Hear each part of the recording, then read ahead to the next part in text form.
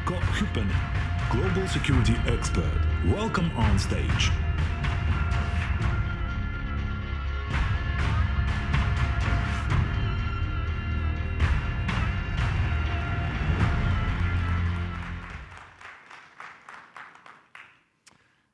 Hello Bangalore, my name is Mikko and I hunt hackers.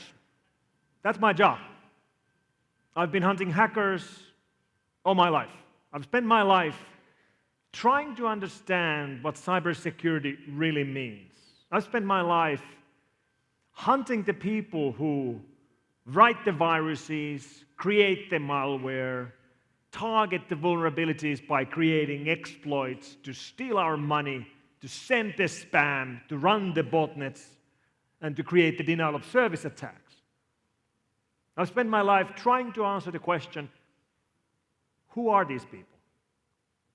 Who are these people? Why are they doing what they are doing? And how can we defend our systems, our networks, our companies, our enterprises against them? And as Lance mentioned in his part, financial institutions are at the center of this. Data is money. Money is data. Cash is disappearing. Financial networks have already moved to computers. We are seeing massive new revolutions changing the way we do finance, whether we're doing it privately for our personal finance or for our companies. And there's bigger shifts coming with the next revolution with digital money, cryptocurrencies. It's clear that we're going to get great benefits and great new risks. So internet has brought us great benefits and great risks. The internet is the best thing that has happened during our lifetime. And internet is pretty new. I mean, the protocols for internet were created 50 years ago, but it only really started to become commonplace in the mid-1990s, 25 years ago.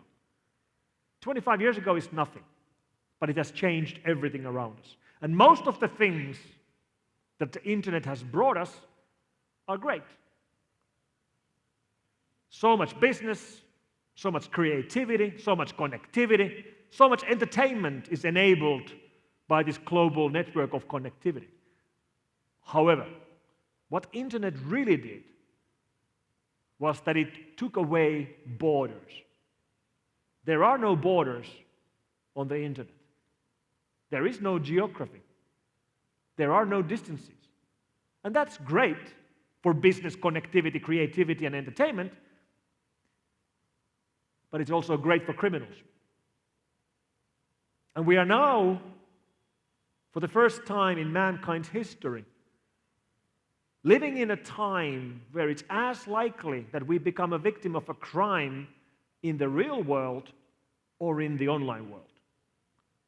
In the real world, you only have to worry about the criminals who live in your city.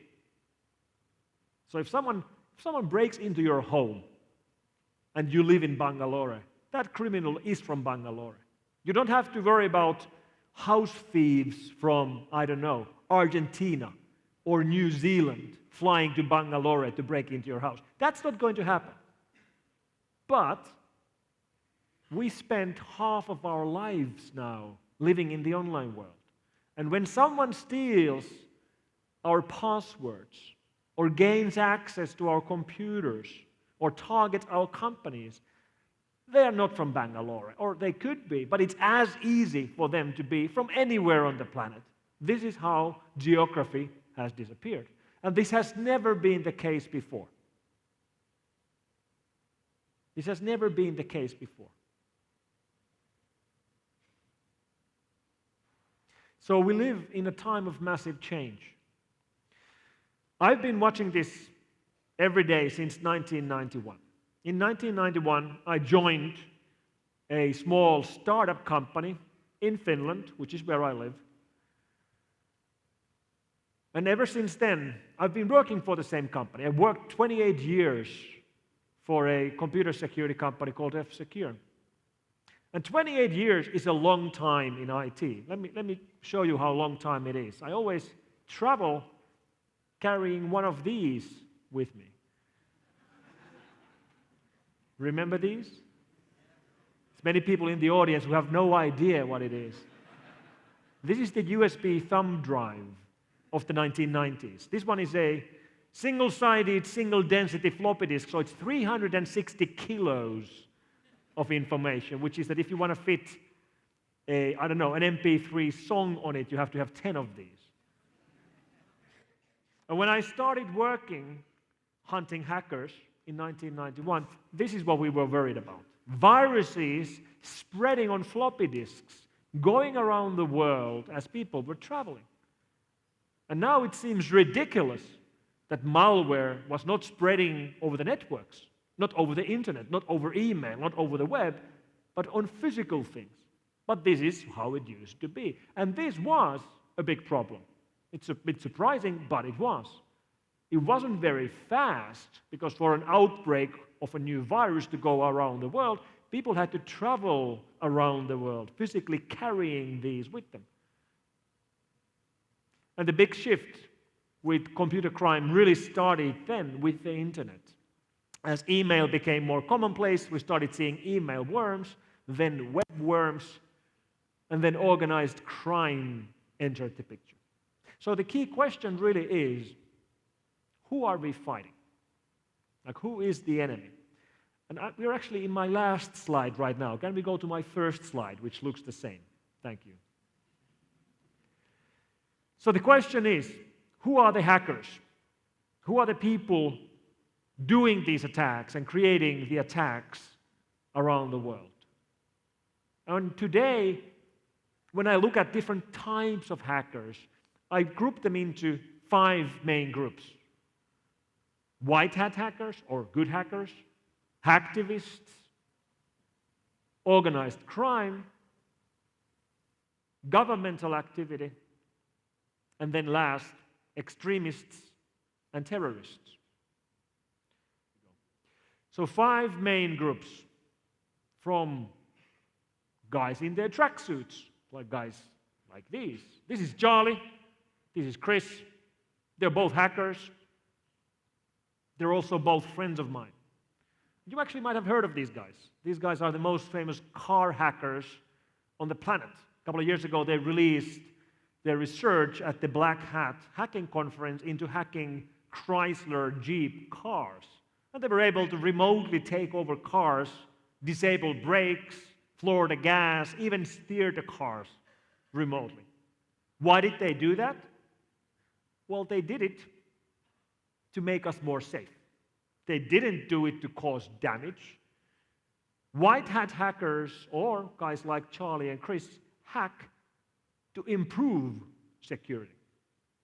What Charlie and Chris did back then was that they went to the manufacturer. They went to Chrysler and told them that, hey, here are these problems. Here's how we found them. Here's what the problem is. And then, very importantly, then they told Chrysler that next we're going to tell the world. But we're going to tell the world in 6 months. So now you have 6 months to fix this, which is exactly what Chrysler did. They did one of the largest vehicle recalls ever, recalling over 2 million cars from the roads to fix them.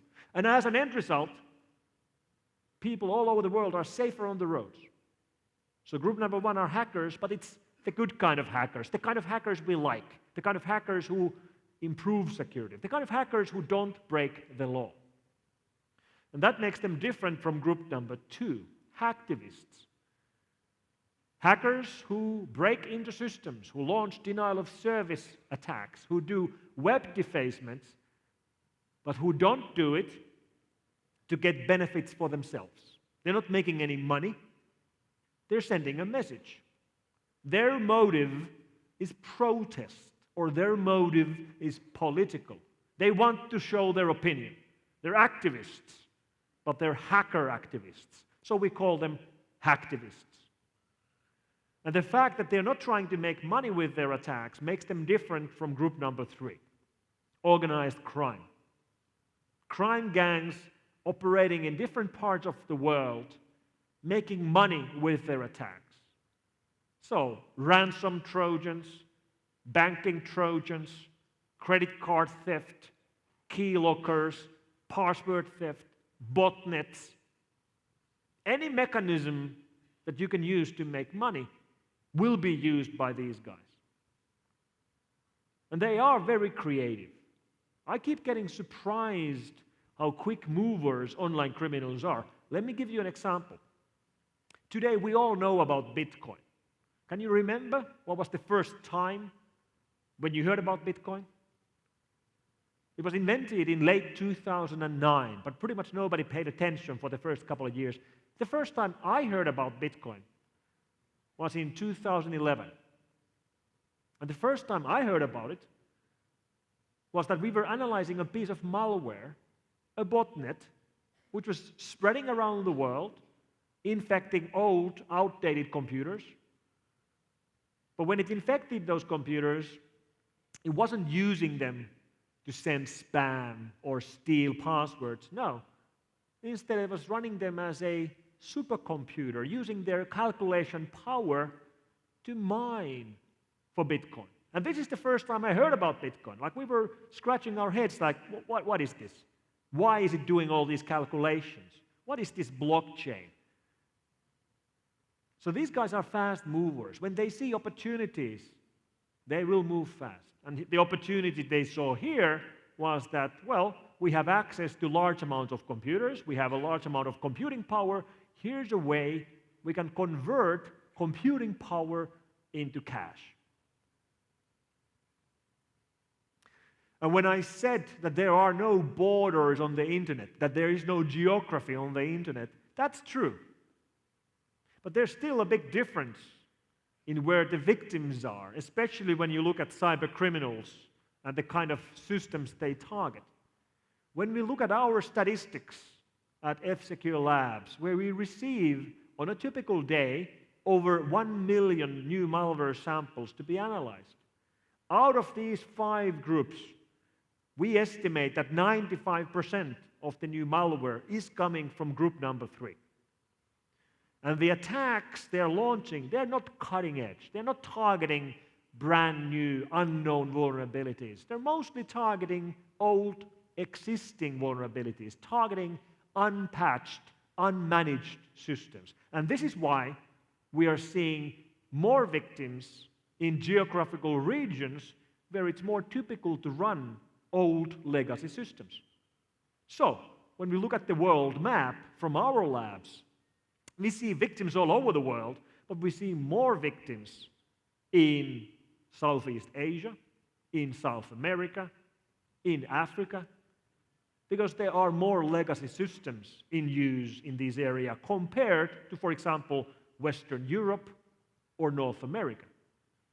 For example, Windows XP, which is still commonly used all over this region, all over India. Of course, Windows XP shouldn't be used. Windows XP was released in 2000 and, 15 years ago. It hasn't been updated or maintained by Microsoft for 6 years now. It shouldn't be used. XP is horrible, yet it is being used. And the cybercrime gangs know this. This is why they target old existing systems, because it's such an easy target. And that's why we see more victims in countries where legacy systems are still the norm. This is why updating is important. Sometimes it's a question of budgets. We saw a very good example of this 2 years ago when the WannaCry malware was going around.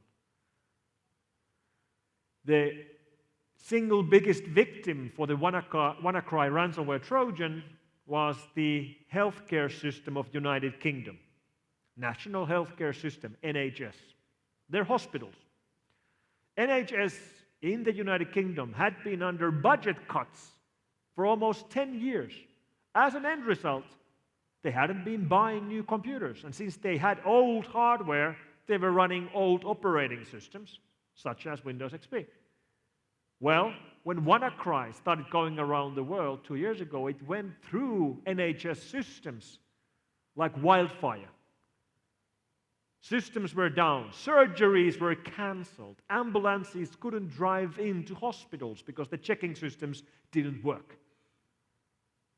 Well, you know what? Now they do have the budgets. Budgets were improved because of this incident, but it did require such a massive incident for the budgets to be improved. And that's not the right way to think about it. That's not the right way to think about it at all. Cybersecurity is not something you add on later. It's something that you build into your system. Cybersecurity is not a product. And I'm working for a company which sells cybersecurity products. And I'm telling you, it's not a product. It's a process. Cybersecurity is a process, something you build on every step of the way. Now, if group number 3, cyber criminals, if that's the biggest single problem we have, we still have 2 groups left, and they are much more targeted. Group number 4, governments. Governmental attacks, foreign militaries, foreign intelligence agencies. Cyber arms race is a very real phenomenon. Cyber arms race applies to all modern societies.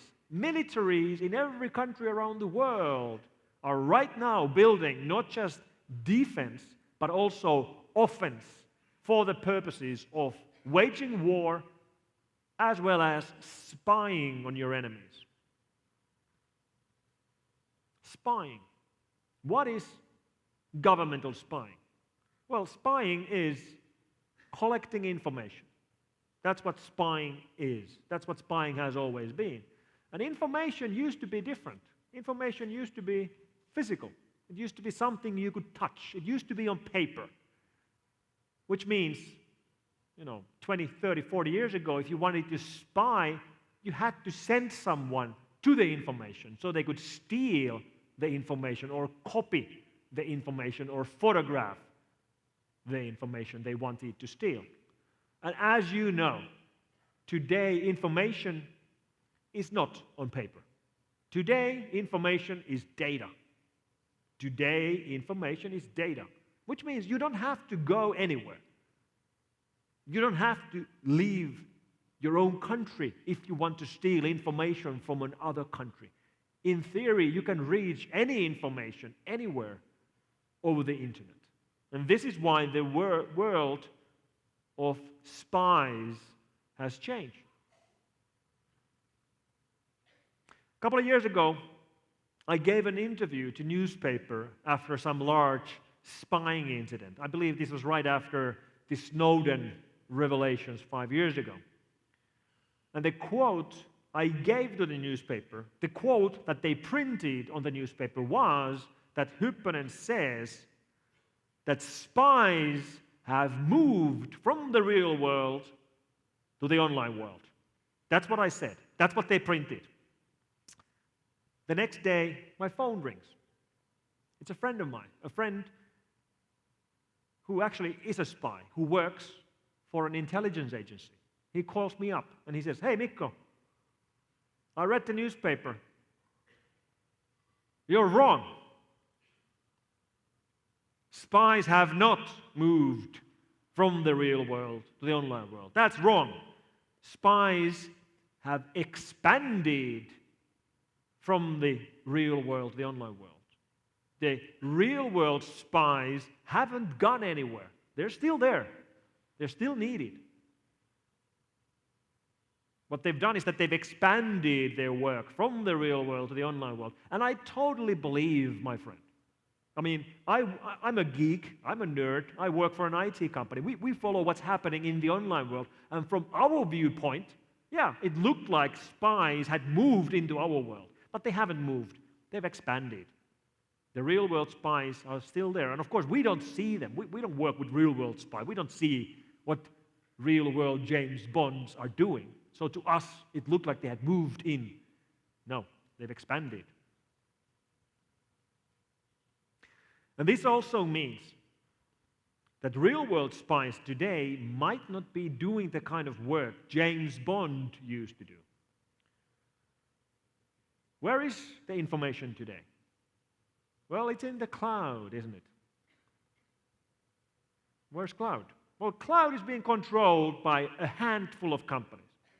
The biggest clouds on the planet are in the hands of Amazon and Google and IBM and Alibaba and so on. Microsoft with their Azure, Amazon with AWS, Google with Google Cloud Engine are prime targets for spies. And if you think about the work of intelligence agencies, well, they wouldn't be doing their work if they already would not have moles working inside of these organizations, trying to gain access to the information that these companies control, because they control the world's information. And I have plenty of friends who work at Google, who work at AWS, who work at Microsoft. And I was just at Google 3 weeks ago. I asked this question to my friends who work at Google. You know, do you ever worry about moles? And they were like, yeah, they do. And it's really paranoid when you're working inside an organization where you really don't know if the person working next to you actually works for a foreign government. This is the world where we live today. And this leaves us with the last group, extremists and terrorists. I did a study on cyber terrorism 5 years ago. I found that extremists and terror groups use the internet for their work all the time. They use it for communication, especially encrypted communication.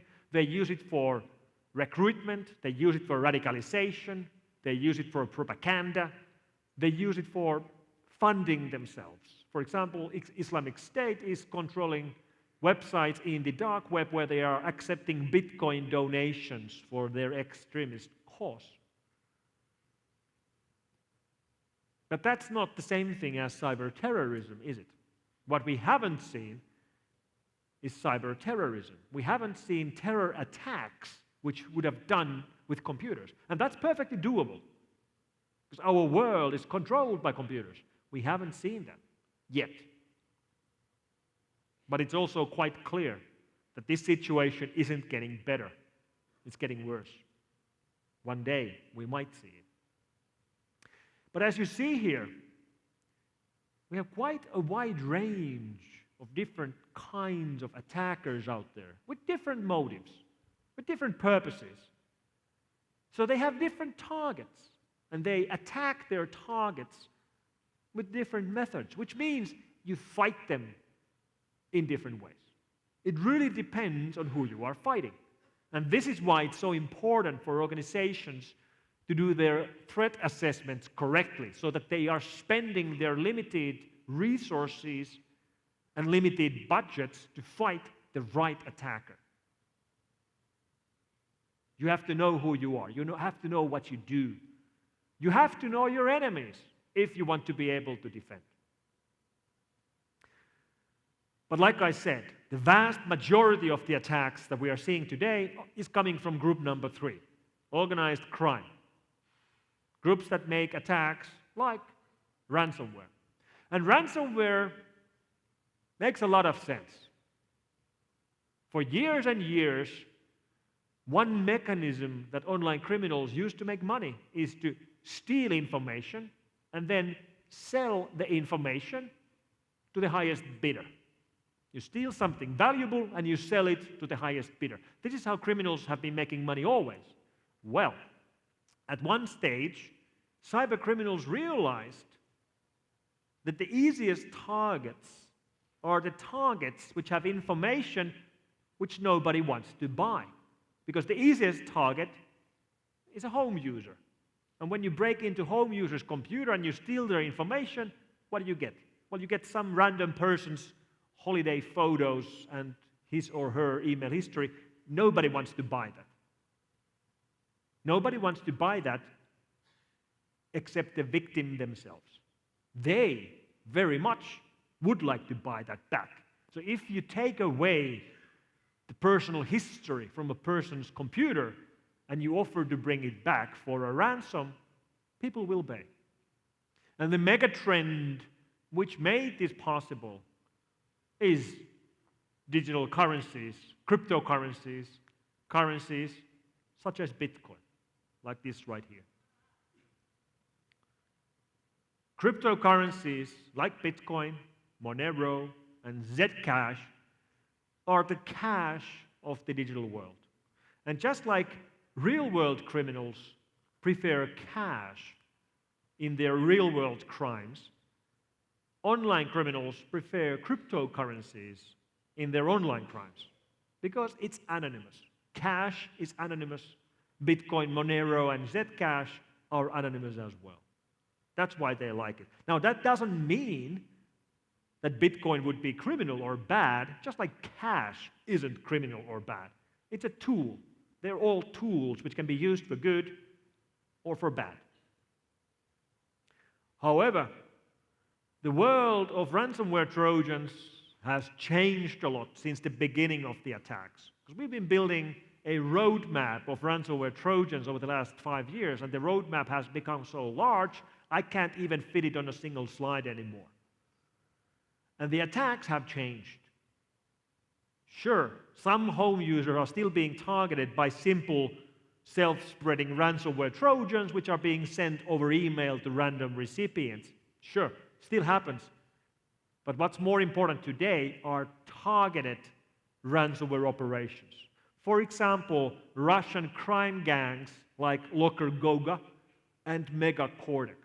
These are both examples of ransom Trojan gangs which are not sending random emails trying to infect random victims. No. They target enterprises, they target factories, they target large companies, and they do their homework.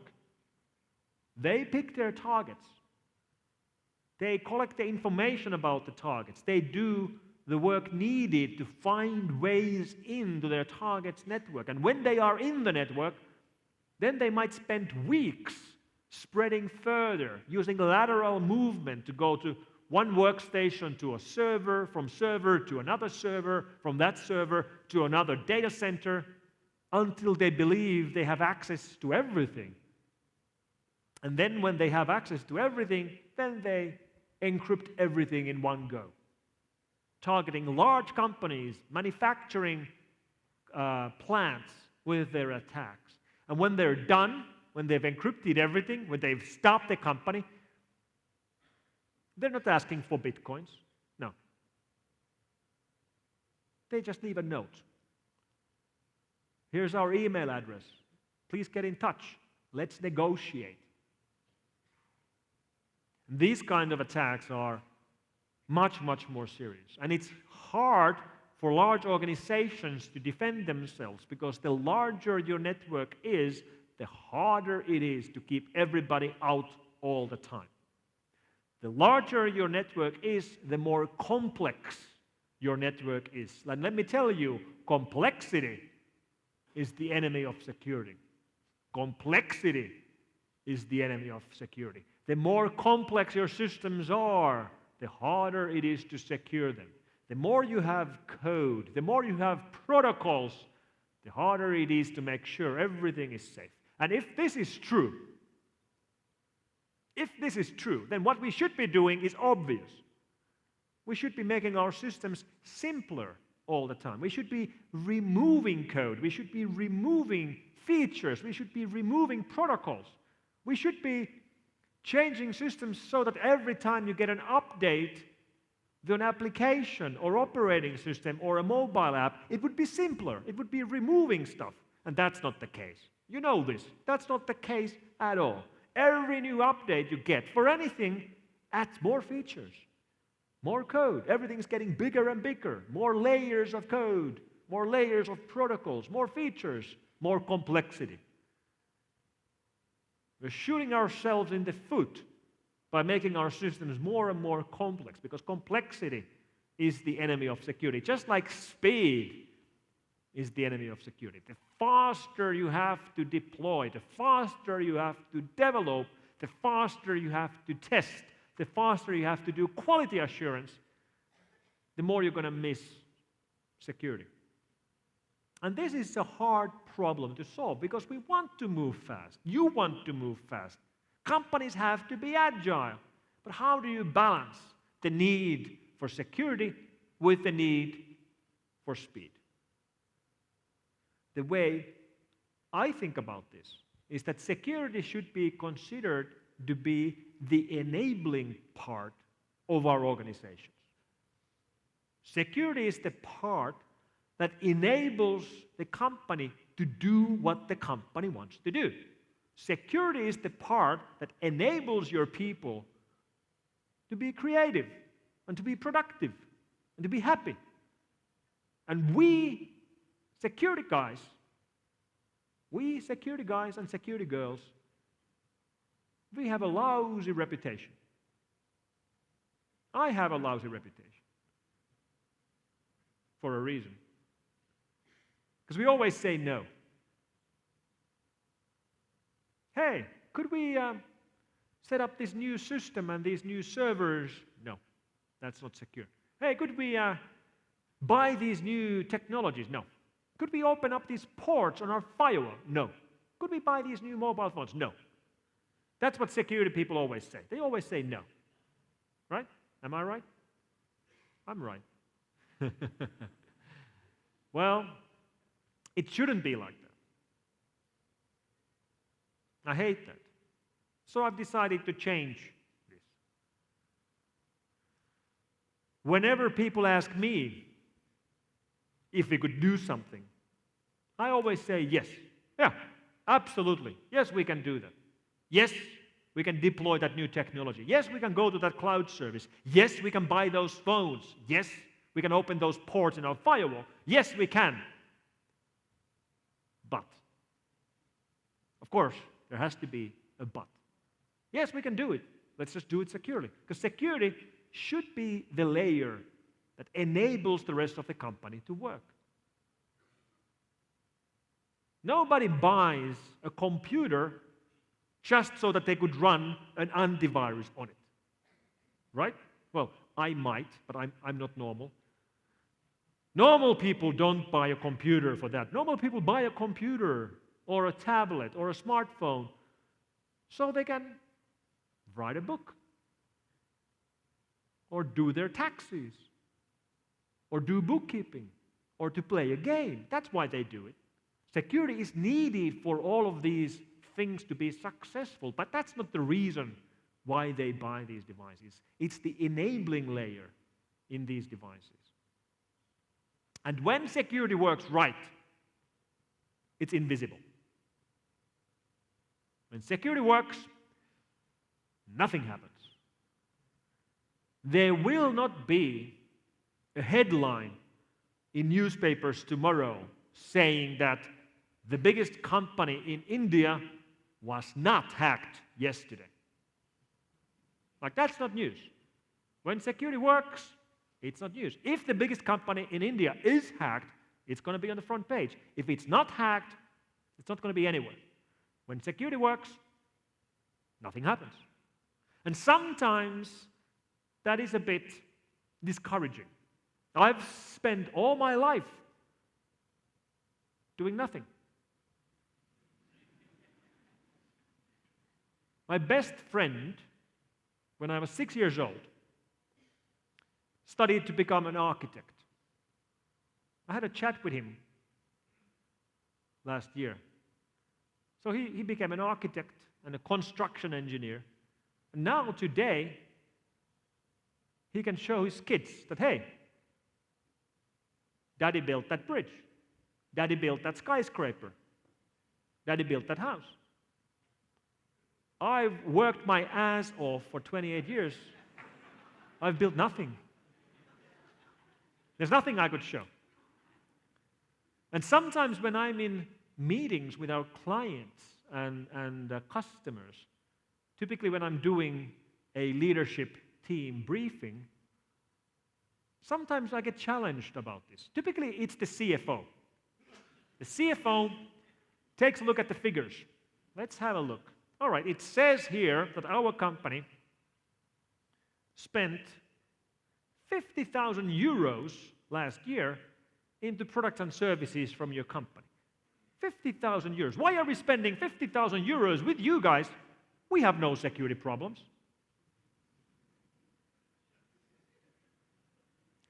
Yes, exactly. That's the whole point. Typically what I answer to them is that, you know what? This boardroom where we are in, this is awfully nice. So tidy, so clean. I'll tell you what, you can fire all your janitors and cleaners. You don't need them, it's so clean. That's the same thing.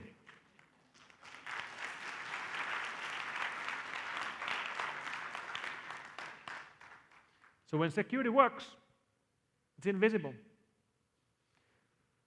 And I've been a computer security guy for so long that at some stage I realized that what I thought I was doing, what I thought my job was, had changed. I'm a computer security guy.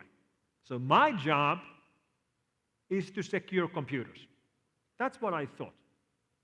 Here's a computer. My job is to secure that computer. Well, that used to be my job. But today, when you look around our societies, when you look around modern cities and countries, everything is being controlled by computers. The lights are on in this room thanks to computers. There's water coming out of the taps thanks to computers. The lunch you ate yesterday, the dinner you're going to have today, that was made, at least part of it was made in a food processing plant controlled by computers. Our societies are controlled by computers. The elevator in this hotel is most likely controlled by a small box made by Siemens or Honeywell or Schneider. Small box, most likely running 32-bit Linux, but there's no keyboard, there's no display. It doesn't look like a computer at all, but it is a computer. So if you work in computer security, your job is not to secure computers. Your job is to secure the society. Societies wouldn't exist without computers. Societies wouldn't exist without financial services like the kinds provided by your company. And all of that, as you know, is enabled by computers. Everything is becoming a computer, which means everything can be targeted. I think that's a good example. That's an ATM infected by a ransomware Trojan. This particular ransomware Trojan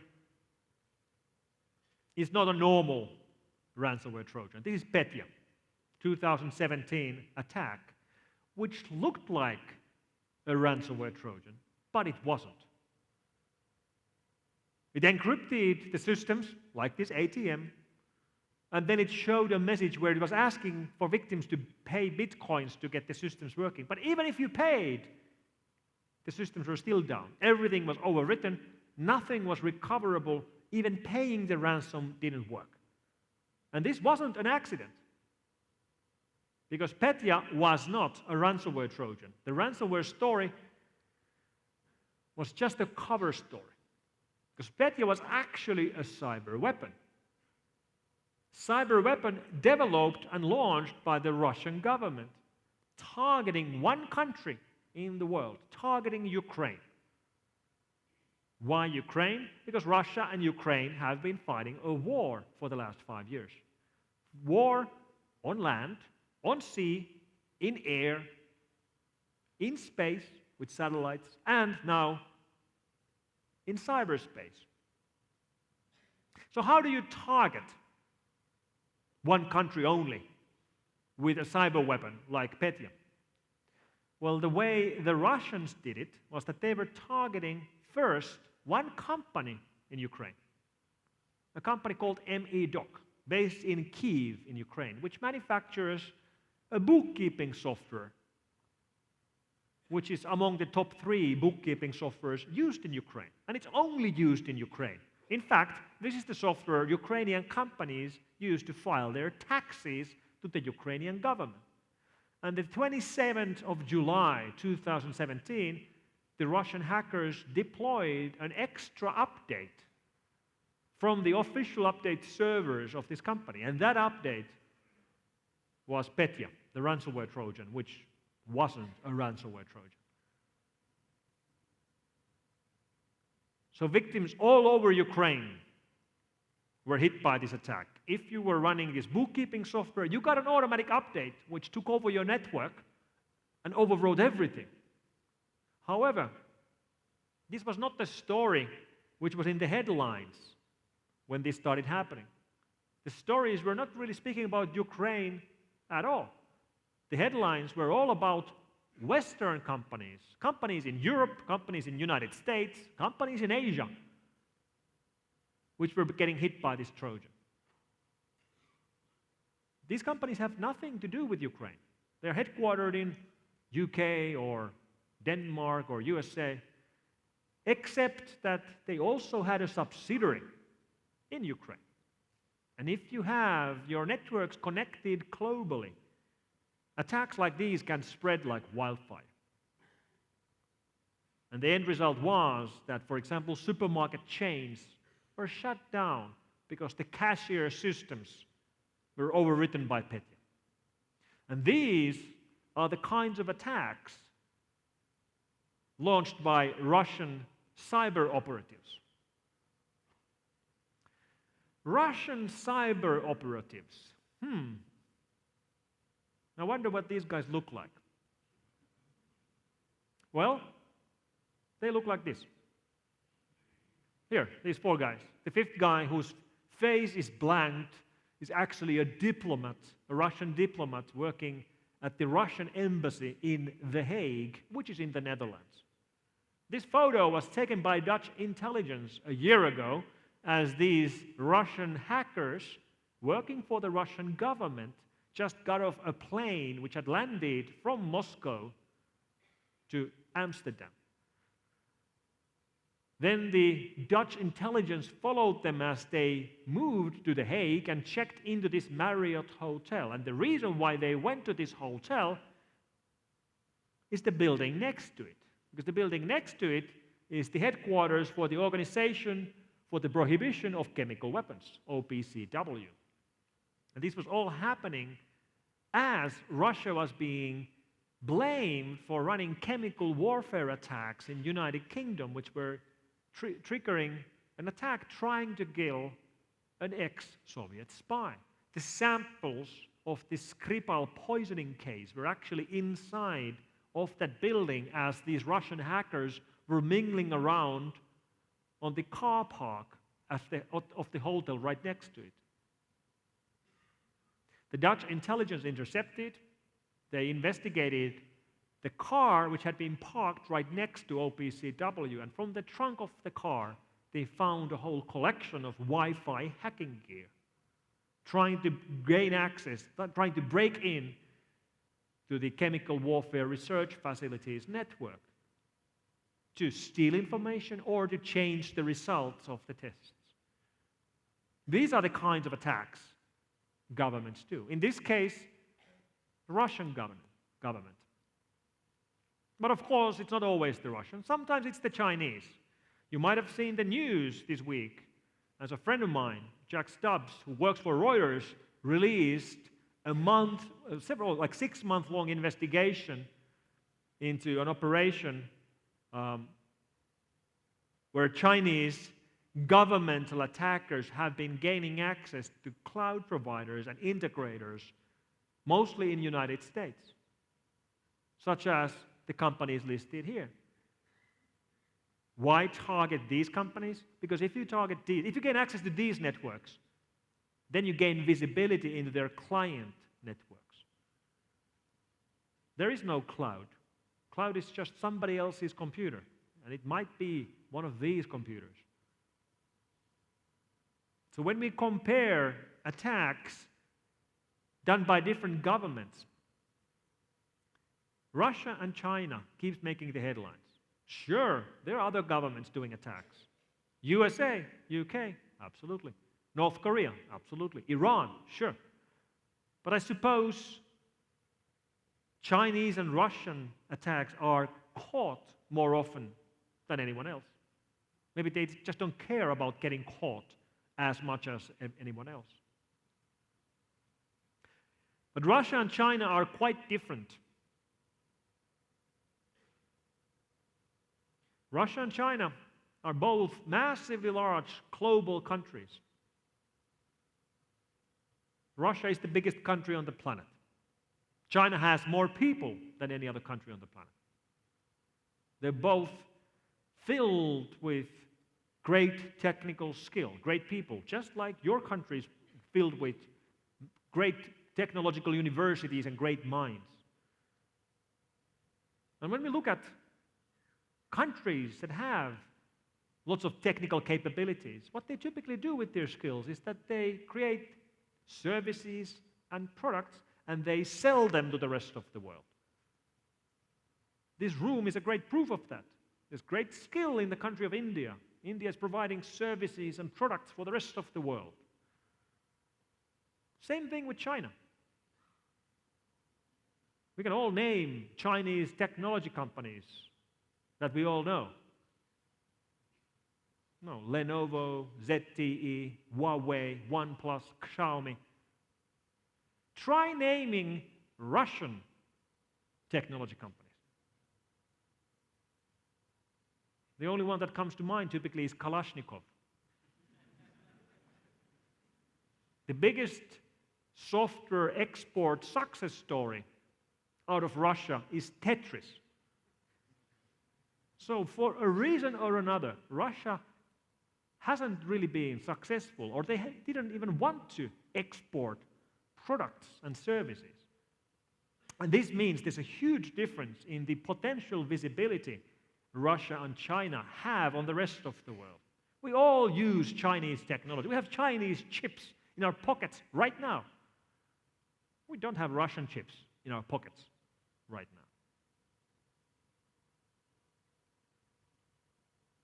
And everything is becoming a computer. The IoT revolution is very real. If it's connected to the electricity grid, it will be connected to the internet grid. And the IoT revolution has only started. It's in the very beginning. When people think about IoT, what they typically think about is smart devices.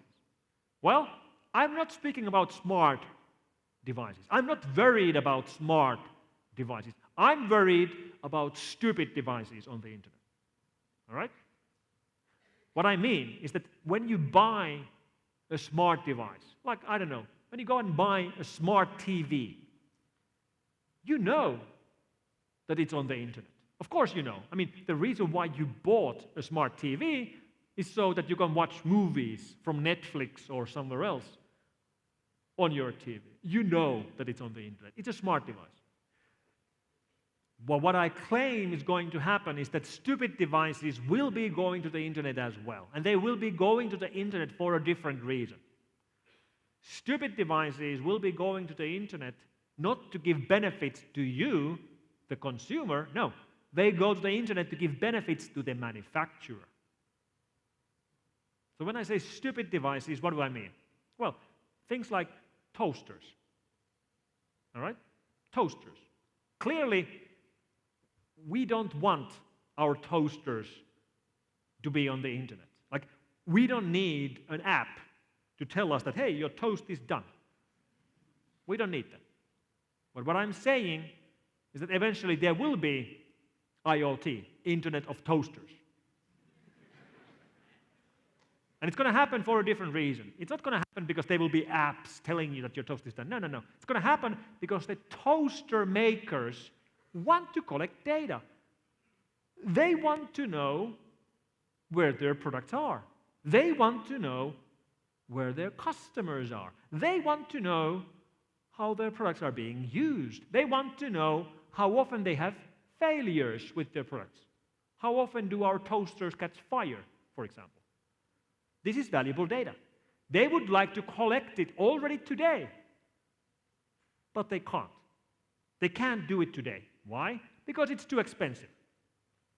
Toasters are cheap. You can't add a 4G chip into a toaster with IoT features. Or if you do, it's going to be too expensive. Nobody's going to buy it. But technology gets cheaper and cheaper. In 10 years' time, they can do it. And then they will. So in 10 years' time, when you go and buy a toaster, that toaster is going to be on IoT, Internet of Toasters. And they won't even tell you, because there's no features, there's no app. There's no need for you to know that it's on the internet. And I know what you're thinking. You're thinking that, oh, that sucks. I'm going to block all these devices. I'm not going to let them connect to my Wi-Fi. Well, they're not going to use your Wi-Fi. They're going to go to the internet using 5G or Sigfox or Zigbee 3 or any of these new protocols that we are designing right now. You cannot prevent this. This is going to happen. The IoT revolution is going to happen whether you like it or not. And you will play part whether you like it or not. It's going to happen. There's nothing you can do to prevent this. And in many ways, it has started already. We know this because we regularly scan the whole internet just looking for internet-connected devices, seeing what's on the internet. And we find all kinds of things. We find whole factories with control interfaces exposed on the internet. We find people's homes on the internet with no authentication, with no passwords, which means anybody, you could go and, I don't know, turn on the lights, turn off the lights, turn on the alarm, turn off the alarm, look at the security cameras, including their bedroom.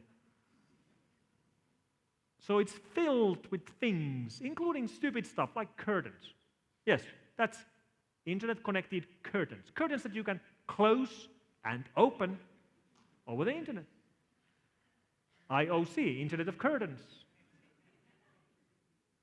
Did you know that the letter S in IoT stands for security?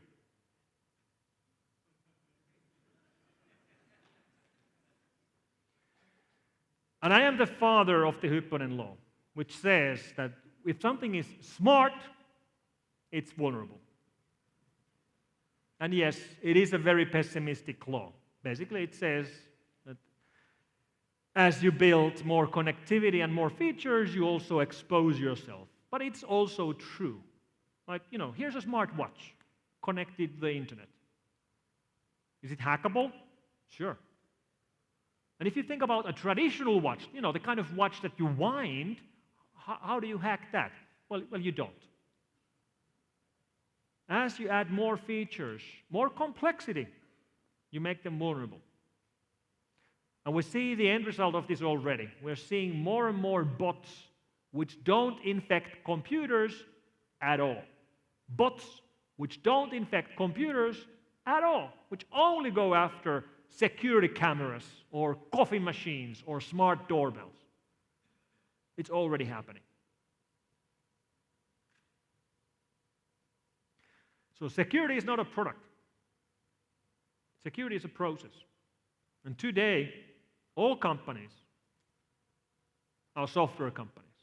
The difference today between successful organization and an unsuccessful organization is how good they are in digitalization. Every company is a software company. Clearly, your company is a software company. Or, I don't know, car companies.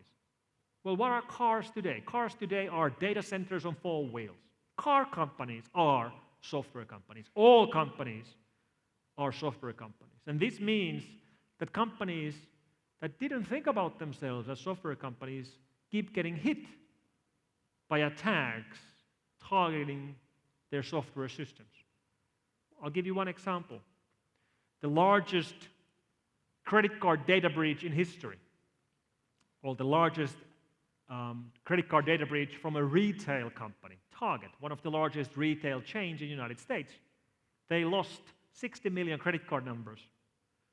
They lost them as customers were paying with their credit cards at the cashier desks, physically showing their card to the credit card terminal. The credit card terminals themselves were infected and they would copy the cards as they were being used. How the hell? How did these terminals get infected? How did the attackers get in? Well, the attackers got in through the ventilation systems. And when I say ventilation systems, I don't mean Bruce Willis or Tom Cruise crawling in. No. I mean the computers controlling their ventilation systems. Because our societies run on computers. Our societies, which we are trying to safeguard, have become reliant on computers. Computers run everything. Computers run this country. And if you work in computer security, your work has changed. The time of building walls around your networks, like you would be protecting a safe with thick walls and thick doors, time for that is over. Because when you have big enough network, complex enough network, you won't be able to keep everybody out all the time. Sure, you still want the strong walls, but you shouldn't assume that they will keep everybody out all the time. You should assume that someone's going to get in. And when you start assuming that your safeguards will fail, then your mindset changes and you start assuming that there will be a breach, which means you're looking for a breach, which means you can respond to the breaches much faster. And this is where most organizations fail the hardest today. They put all of their effort into trying to keep everybody out all the time. And complexity is the enemy of security. The more complex, the larger your network is, the more likely it is that someone will get in. So we should keep watching our internal network, waiting for us to be breached, so we can detect it and we can react. And if you work in security, your job is not to secure computers. Your job, my job, our job is to secure the society. Thank you very much.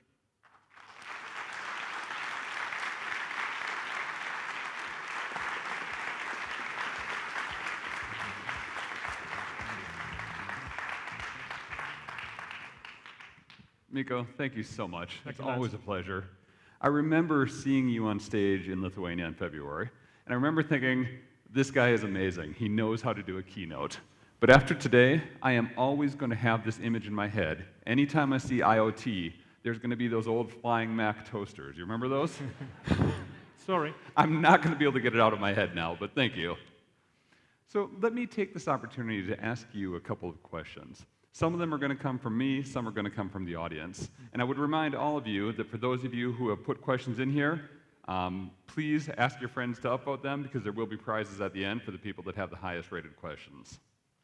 You talked about earlier the impact of the Russian and Ukrainian situation a year ago, or 2 years ago, I forget.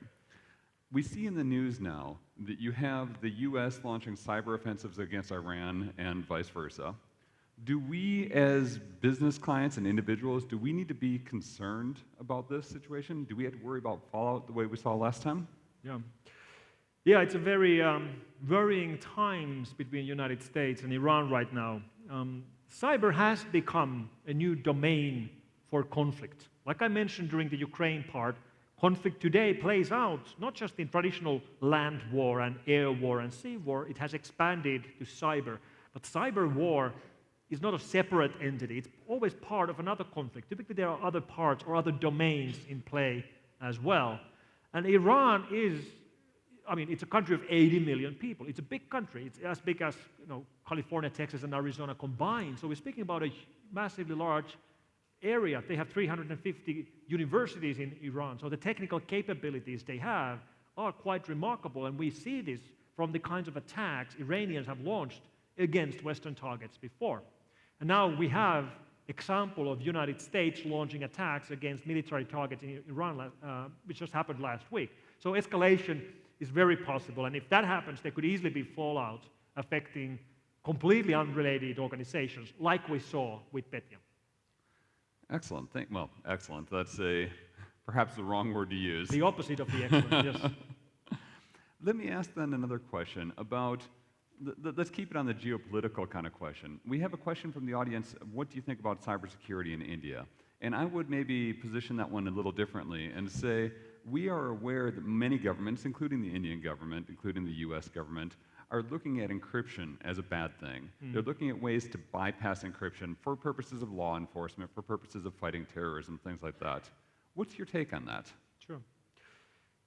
Cybersecurity is not built by computers, it's built by people, humans. And the most important natural resource of the great country of India is India's people, people like you. And that's a great resource to have.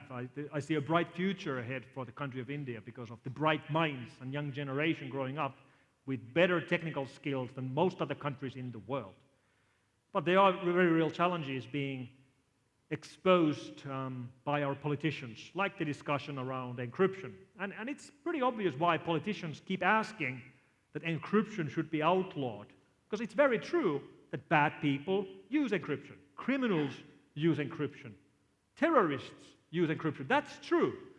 However, encryption is a cat which is out of the bag. It has already been invented. We cannot uninvent strong encryption. And now if we outlaw that you can't use strong security to secure yourself, the only people who will follow that law are law-abiding citizens like we. Well, you know who doesn't follow the laws? Criminals don't follow the laws. So if you outlaw strong encryption, then only criminals will have strong encryption, and we regular people do not. We cannot do that. It's too late. It has been invented. We cannot uninvent it. I'm pretty sure that the last time you and I spoke about these criminals, you had a slide that showed office parties and things like that happening with in the criminal organizations. Can you tell us a little bit about that? Sure. So the money being made by cyber criminals obviously today is very significant. So there literally are millionaires out there which have become millionaires by writing viruses and spreading them around the world. And I've actually met face-to-face many online criminals during my career. Some of these I've met in a court of law, as I've been an expert witness in cases. Some of these I've met in jail. Some of these I've met in hacker conferences. Guys have come to me and told me that, I'm in the business of crime. Guys who haven't been caught. However, the one common thing that they always keep repeating is that they wish that they would be on the other side. They wish that they wouldn't have gone to the dark side. Because typically they tell me a story of people who have skills, but who don't have the opportunities. People who knew how to program, how to use computers, people who understand protocols, but who can't get a job because they're living somewhere in the slums of Sao Paulo or in Siberia or in the countryside of China. And the easiest way for them to make money is to go into life of crime. And it's very hard to come back once you cross that line. And if you are in the life of crime, you have to spend the rest of your lives looking behind your back. I'm pretty happy that I don't have to look behind my back for the rest of my life. Just checking. Well, wasn't actually expecting any applause for that. Not normally when I'm checking out someone's backside anyways. So let me then ask you, obviously you're saying that cybercrime is big, there's a lot of opportunities, you can get rich there. I heard you say to an earlier question that there's clearly a lot of political focus on this and going in perhaps the wrong direction here. Vinesh wants to know, if cybercrime is this big, if it's big enough to influence elections and things like that around the world, if there's all this crime happening, why is it not getting as much attention as things like terrorism? We have the war on terrorism. Where is the war on cybercrime? It's a very good question. And when we look at our decision makers and our politicians, it's very rare for a country, for example, to have an IT minister or cyber defense policies in place. And I think it's a generational question. I think it's a very similar question as we have for the know-how of IT at board level. I told you earlier that today every company is a software company. And if that's true, then software security and cybersecurity should be a permanent board-level topic in every board meeting for any company, and it's not. Exactly in the same way, most politicians in most countries have no clue about IT, software, cyber, or any of this. Why? Because typically the board members and the politicians are older men, people who are not their best in technology, and they don't feel at home discussing these topics, so they avoid it. And that's a problem. We have to change this, and if we can't change this, it's going to change automatically by itself. The next generation is going to grow up, and they will be much more equipped to handle these questions, also by the politicians. So all we dinosaurs have to do is to grow old and die, and it's going to be easier. I would like to stop here and say, you've got an extra decade on me, for the record. Yes, that's right. Let me ask one more question, and then maybe we'll wrap it up, and we'll bring you back on stage for the panel discussion later. You've mentioned the car security. You mentioned your friends that hack vehicles. And we're seeing an increase in connected cars. I mean, my car is a Tesla. I get over-the-air updates sometimes twice a week. And every time I click that button, I'm a little bit worried. Am I making things better, or am I making things worse? What's your take on the whole connected car situation? Well, if we speak about connected cars, we might as well speak about connected planes, because we've all heard the news about Boeing 737 MAX 8 waiting for a software patch. And I wonder if the Boeing patch is ready, if that's going to be an over-the-air patch as well. I kind of hope not. However, I think the real challenge in things like cars is that these computers have a really, really long life cycle. Like when you buy a laptop, you're going to use it for 5 years, maybe 10. When you buy a car, it's going to be on the road for decades. I mean, you might not drive it for more than 10, but then unless it's crashed, it's still going to be on the road 40 years, 50 years later. How are we going to patch the software security on the computers on a 50-year-old car? That's a great question, and right now we have no answers for that question. So there's plenty of things to be figured out. Do you see the manufacturers working towards an answer, or is it a lot of resistance like we see with the politicians? Well, we actually do consulting work for a couple of car manufacturers. We've discussed this, and the consensus right now seems to be that it's a little bit similar problem as it is for traditional car security. Like, for example, brakes. Like when you buy a new car, it comes with brake pads. But of course, they wear out, and when they worn out, you don't expect the car company to give you free brake pads. You expect to buy them, right? But you do expect them to be available. However, if your car is 40 years old, you're not going to get original manufacturer parts anymore. You buy them from a third-party manufacturer, and that way you can actually drive an old car safely. It's not the original manufacturer safeguarding it anymore. So what's most likely going to happen in the world of cars is that car manufacturers will provide patches for the car computers for the first 5 or maybe 10 years. Then they will open source it. And then someone else will make the patches and sell the patches, just like they sell brake pads today. You heard it here first, folks. Let's see if it happens. All right. Mikko, thank you so much. It's always a pleasure. Thank you.